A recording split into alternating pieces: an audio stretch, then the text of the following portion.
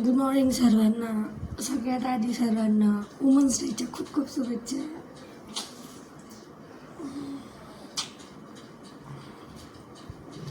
दाखवते मी किती आवरायचं पडलं मला आता.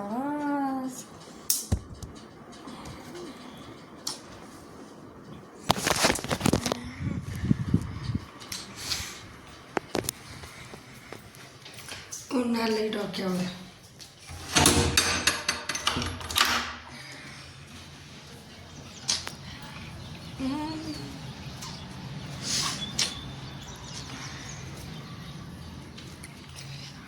असा रात्रीचा पसारा सगळा तसाच. भांडे वगैरे पडले, आता हे भांडे वगैरे घासून घेते, नुसतं फ्रेश वगैरे ठेवते. बघूया आजचा दिवस स्पेशल काय होतंय. Bye bye. लहानपण जर येडा बाबा घेऊन गेला असताना आई सांगितल्याप्रमाणे हे दिवस नसते आले. असं घे पोचा आणि घे फरची झाडू असं करायची बारी नसते आली. पण काय संसार करून सुखी व्हायचं होतं म्हणे आई म्हटली. मग झालोय की सुखी.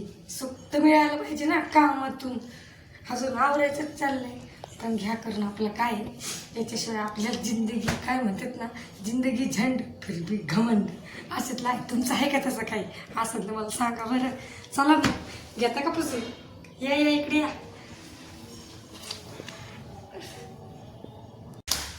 हा तर सगळं आवरून मी आता तशी चहा घेते. वेळ कमीत कमी 9 साडेनऊ वाजत आलेले आहेत. इतकं फ्रीडम इतकं शांतता आयुष्य असतं तर किती बरं झालं असतं ना. नाही आहे तसं, त्या गोष्टी जास्त खंत आहे.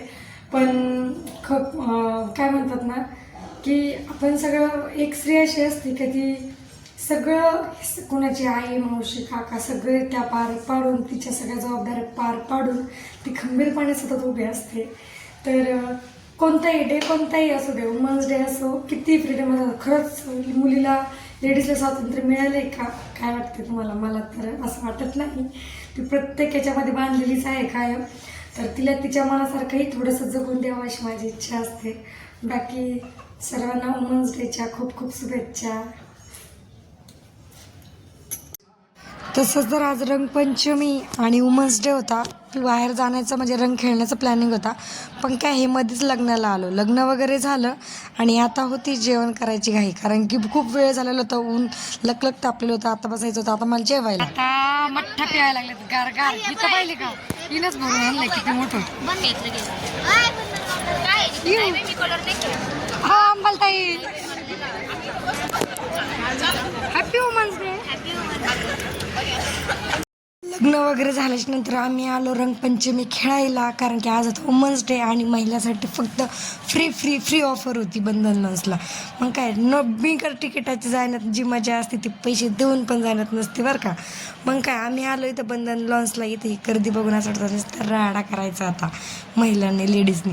मग काय एन्जॉय करण्यासाठी आलेलो होतो. बट एन्जॉय करायचे खरं सांगू का हा रडून गागून एन्जॉय होता बरं का माझा, कारण की नवरा पाठवतच नव्हता. मी भांडणं करून आलेली होती खरं तर. बट जाऊ दे, ते त्यांनी काही पण म्हणू द्या, आपण आपला एन्जॉय करायचा सोडायचं नाही. हा पण आता घरी जाऊन मार खाते की नाही खाते मला कमेंट्समध्ये नक्की सांगा. मग काय एन्जॉय वगैरे केला आपला छान असं यांच्यासोबत मस्ती वगैरे केली आहे. तुम्ही करत जावा. वेळ आहे, एकदा वेळ गेली की पुन्हा वेळ येत नाही. सगळ्यांनी मजा करत राहा. असं हसून खेळून मजा करायची, नंतर मार खाण्यात जी मजा असते ती पण मजाच असते. बाकी काय सगळं व्यवस्थित असतं नाही का. मग काय व्हिडिओ आवडले असते जास्तीत जास्त शेअर करा, कमेंट्स करा.